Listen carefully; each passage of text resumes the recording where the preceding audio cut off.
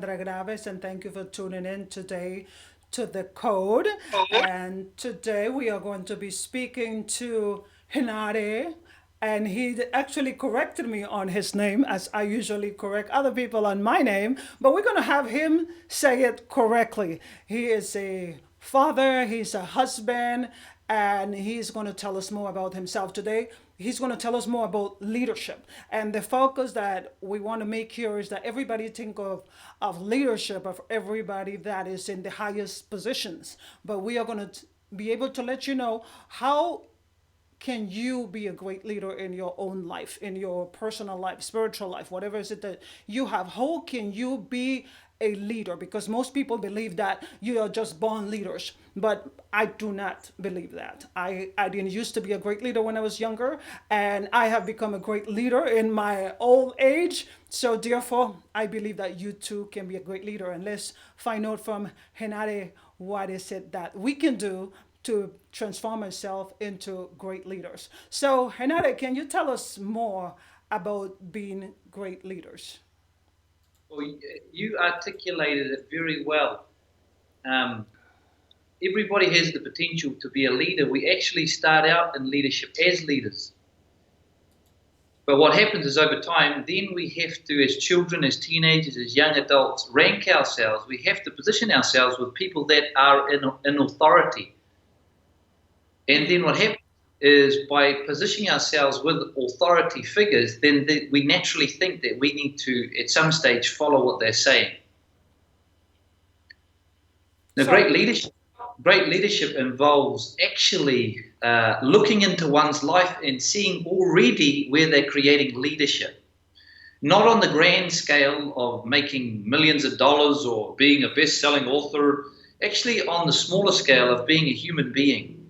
If you personally sit down with each person and you ask them, hey, where does leadership show up for you in your life?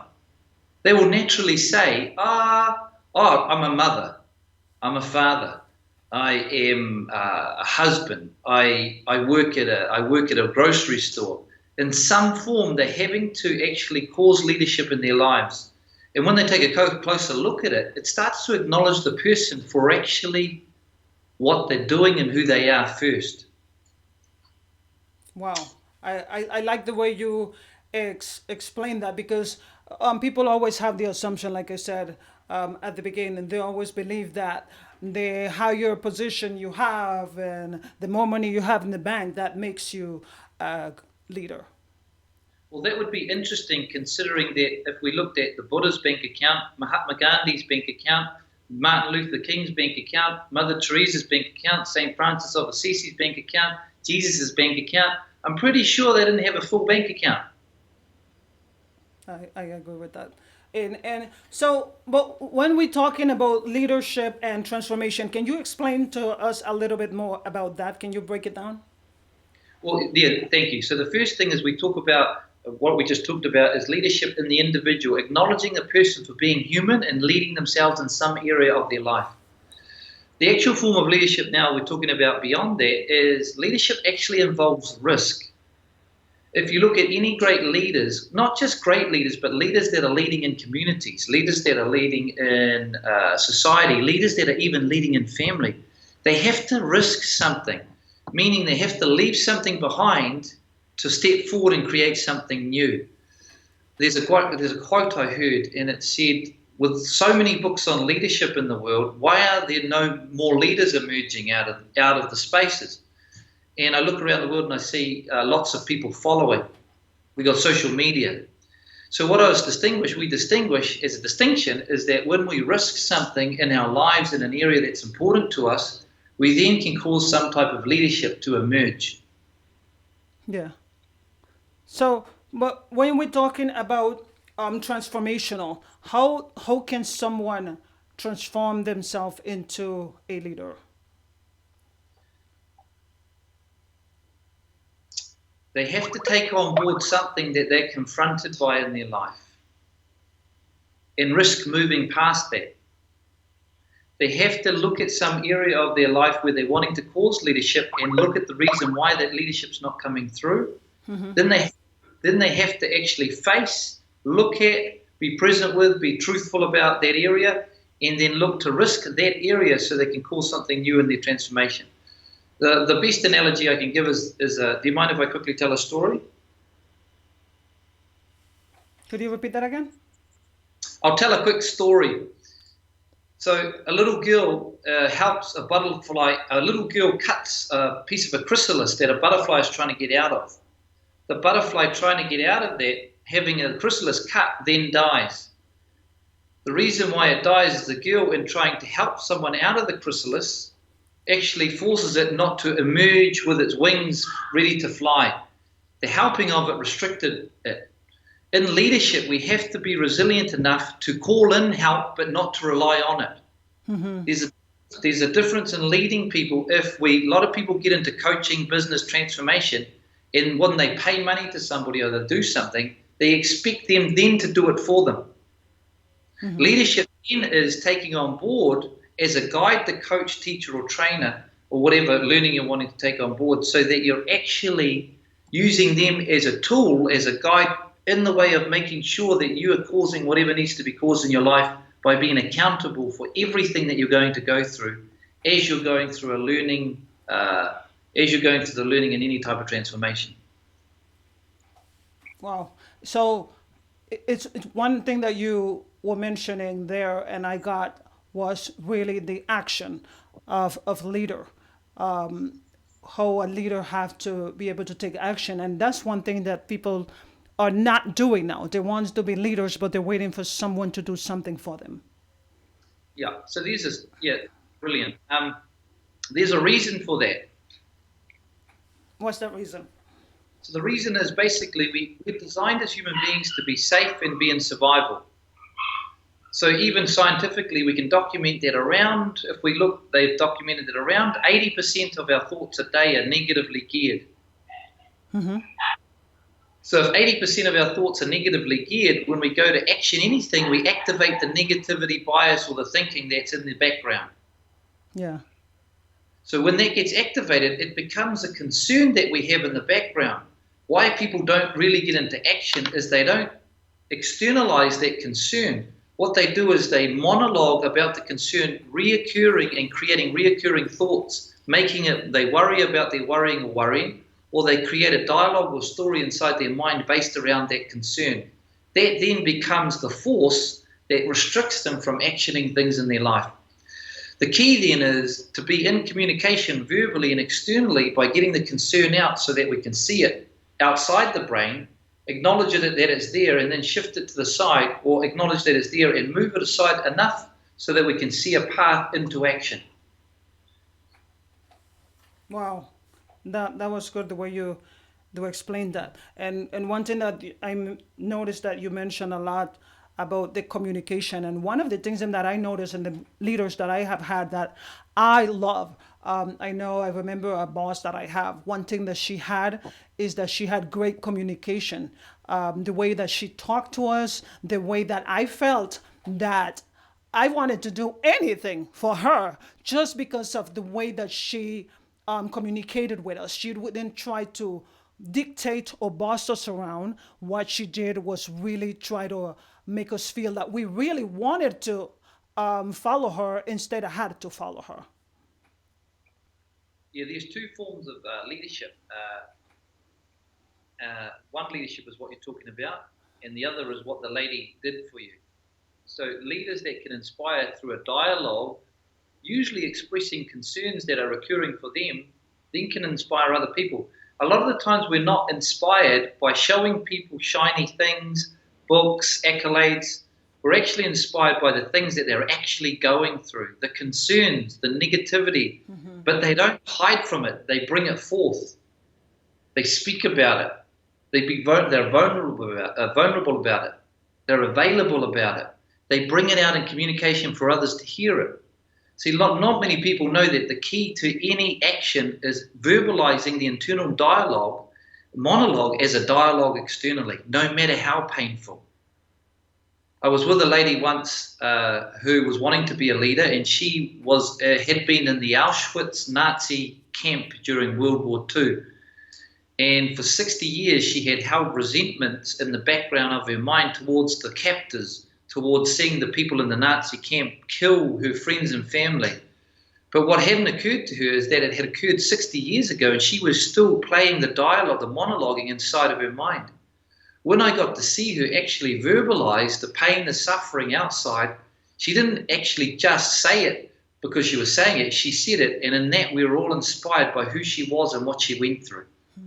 By being inspired by that, she got freedom in seeing that that was something of a concern that had stuck with her for 60 years, that when articulated, was able to be distinguished, held in a space of love, and given up on. Now, I think she's passed away since then, but I can imagine that for the rest of her life, she had more freedom. Yeah, and that's something that I have noticed with many people. I mean, they hold on to the experiences of the past, and I was one of those people. I can definitely to say that, and that held me back from becoming everything that I was supposed to become. And really, it's just trying to find a way to let go of the past in order for you to become that person that you need to be. How have you found that you have been a good leader? What have you done to be a good leader? Well, one of the things I do is like I run programs in leadership, accelerated learning, based in people I've worked with that are highly qualified, but also live it. So one of the things whenever I take on a leadership program or teach leadership, I have to be in it with them. I don't teach it to them. I get in the dirt, I get in the soil, and we go together. What I learned is with real leadership is leaders don't just talk and inspire people. At times they get right in there and they're with the people. They're not excluded. They're not reserved from the people. I've noticed in personal development and spirituality, a lot of the times our teachers are telling people what to do without showing them that they're doing it as well. So one of the things, like we're at the end of a 3-month leadership training I've been with, and we've been like, I'm exhausted, my eyes twitching, my back hurts, my neck hurts, and it's because I've given 100% of my time, energy, and effort to these people while being with them in the soil, toiling with them, expressing to them what I'm going through while I'm going through my areas of growth and transformation, so that I'm not excluded from them. I'm included in the learning process with them. When leaders try, in personal development, people try to dictate to people how they should live without showing them how it's like for them in the moment, then people become followers, not leaders. Well, I like the way you explain that, because a lot of the times what they love to do is tell you, go to that corner instead of let's go to that corner. You know, let's Let's do this. And that's what I had found. Some of the people that supposedly were my bosses, they thought they were leader. And a lot of people have that misconception. They believe that just because they have a position, they call themselves a leader. And a lot of the people that I notice is like they tell you, you know, what am I going to do? No, I became a leader. Well, a job doesn't make you a leader. What do you think about that? I think leaders emerge from anywhere and everywhere. Leadership isn't a term that is exclusive. It's a living embodiment of a person's opportunity to stand for something. A lot of people, in one of my programs, we get a lot of people coming in from all walks of life, from business to mother, and some of the people that actually stand are the least likely people you would think would stand. But when they're committed to something, they say something and they stick to it as a declaration. They commit to it through their actions, and they give up their concerns. They're in a platform of creating leadership ongoingly, creating a new emerging future rather than something that's based in stimulus response, fear. They actually get present to who they are as a human being, not trying to eliminate the dark side or the light side. They bring it forth. They speak forth their pains and they speak forth their inspirations equally. By doing that, we get to see a true platform, a spiritual yin and yangness, so that we can actually be together as human beings. I'm probably one of the dark horses in personal development, because I'm wanting to bust the illusion of I show you what to do and then you do it. It should be, and it could be, we do it together and see who stands, and let's go. I love that. So I believe that a lot of the people that are around you must be enjoying their life, because the best leaders that I remember in my life were those people that I did something with. I learned something from them, and I'm still remembering everything that they taught me because they did it with me. And they didn't act like if they was better than me, and they didn't act like if, I was nothing. And a lot of the people today, they believe that you have to, for you to be this leader, you have to treat people like they are below you. How do you see that? How do you see those kind of people that call themselves leader with that kind of attitude? Well, it's exactly what we said with that quote before. The quote is that with so many books on leadership, with so many tools and tips, why aren't there so many leaders? It's because leaders in that way are teaching people to follow. When they do that, they naturally activate in people a biological need to be safe in tribes. If we look through the history of human beings, mostly biologically, we had to be in tribes to survive the environment. So we bring that biology now, and many people will follow because they'll feel safe in a tribe of people that are talking and doing the same thing. They feel safe when a leader is standing up because the leader takes the brunt of all the criticism. But if the leader doesn't actually ask and call forth for them to be leaders in their lives by looking at the areas that aren't workable for them and then addressing them with them while doing it with them, then leadership is creating followership subtly. Very subtle. The way you distinguish a follower from a leader is a follower will blame a leader for leading. Yes. And Yeah. that's a very subtle thing. I had a guy I interviewed who was going to be the next Tony Robbins, and he was having 10,000 people at his seminars, up to 10,000. And when he fell, all the people that followed him, or most of them, a lot I talked to, actually made him the problem for leading them.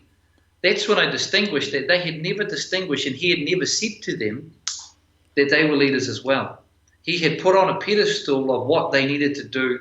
He had shown the millions of dollars that he had made, and he had shown every shiny object. But in the background, the concern was for him that he was actually tired, wrecked, and not available fully. And when he actually fell off the pedestal, the majority of his followers turned on him like a pack of wolves on a rotting carcass. That's when we know that there is no leadership occurring in that realm. So some of the things that I have understood so far in talking to you about leadership, I can say you talk about leadership is about communication. You talk about leaders commit to something, and you talk about leaders care. And one of the last things that you talk about here is, they create. And what my summary of what you just said is, leaders create other leaders. If I have learned that when people are afraid that you are going to take their position, you are going to take they're not being a good leader. Because if I am doing everything that I can to be the best that I can, to help you be the best that you can, I am going to excel and you are going to excel. Yeah, and that's not to say that it's going to be tough at points. But if the leader is showing in the environment that it's going to be tough not only on them but on the leader as well, then leadership Leadership what? comes forth. Yes. Yes, I agree with that. Definitely. So before we actually end this conversation, can you leave us with something, a message that you want the audience to remember? Yeah, probably the main one is that it's okay that you're not okay sometimes. That's the biggest thing I see in the world with all the shiny objects, the beautiful Instagram images, the Facebook. We never get an opportunity to actually be okay. That sometimes we're just not okay. With 80,000 thoughts in the background, mostly being negatively geared, it's okay to have those. That's okay too. Unless we recognize that, then it's hard to be a leader. So can you give us an example of that, for the people that are listening? It's okay To not be okay. to not For be okay. instance, for instance, me and my wife, we've been together 14 years, and before I got on this call, we had an argument about being in the office. Now, the argument doesn't stem from being in the office. It stems from a new shift in the relationship we're having together. My wife is learning, because I'm quite a powerful man, so my wife is learning to stand up, and I'm learning to stand down in relationship and marriage. Now, the fluctuation between her standing and me standing down is a confronting, transformational moment. So in that moment, I have to be okay that even getting on this call, I'm not 100% feeling like I'm inspiring. 20% feeling like, I don't want to get on the call. I'm still annoyed at her. That, as lived experience as a human being, is something that is occurring for me. So when you are experiencing that, you are trying to say that it's okay to feel that, but how do you fight that feeling, or you don't fight it? Here's the problem. If I fight the feeling, then it becomes a fight in me. Okay. So what I do is as I articulate to you, I get present to it being something that's occurring for me as something that's in the background that I potentially shouldn't have said. But because I, at the start, said to you, look, don't give me any accolades, just say that I'm a husband and father, I live into that declaration of being a committed husband and father, no matter what fluctuation happens in the relationship as we go forward into a future. My future was actually with Kate. I would have cheated on her within 5 years of being with her. Just